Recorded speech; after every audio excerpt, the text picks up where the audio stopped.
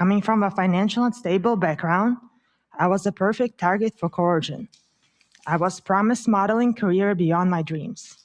In less than 6 months, MC Squared obtained an O1 visa for me, a feat nearly impossible for a teenager with almost no experience.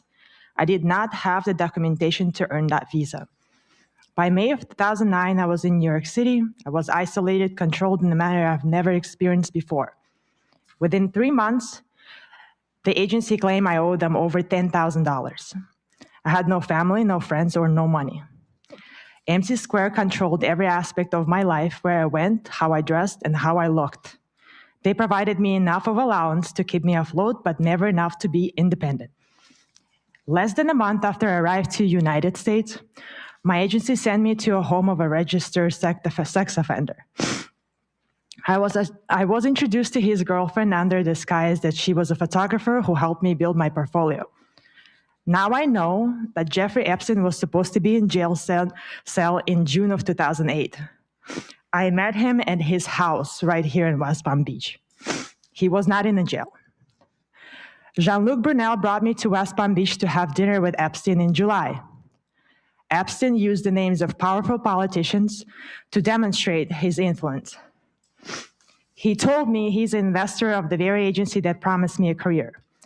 He also spoke of his arrest, that it was a game, bragging about girls visiting his cell, and his friendships with authorities. Jeffrey offered me a position at the Florida Science Foundation to handle phone calls to help me with my financial troubles. One day, his masseuse called me into his room, where I was molested for the first time by Jeffrey. For the following 3 years, I was subject to ongoing rape. Jeffrey Epstein was under house arrest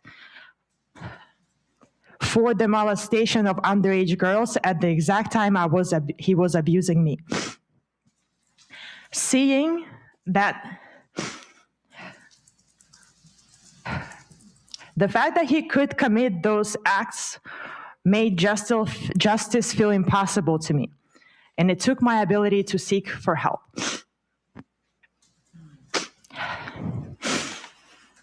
I was summoned to his residence right here in West Palm Beach.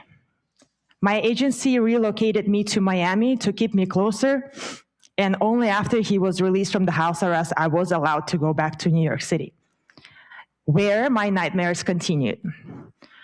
Those years of abuse turned into a decade of fear that I still carry today. I eventually found the courage to reach out for help.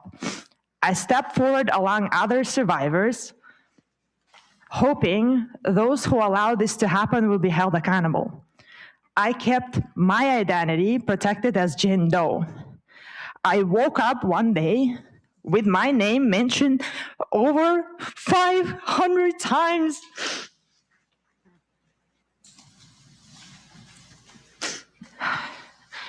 While the rich and powerful remained protected by reduction, my name was exposed to the world. Now reporters from across the globe contact me. I cannot live without looking over my shoulder. I can only imagine the long-term impact this mistake will have on my life.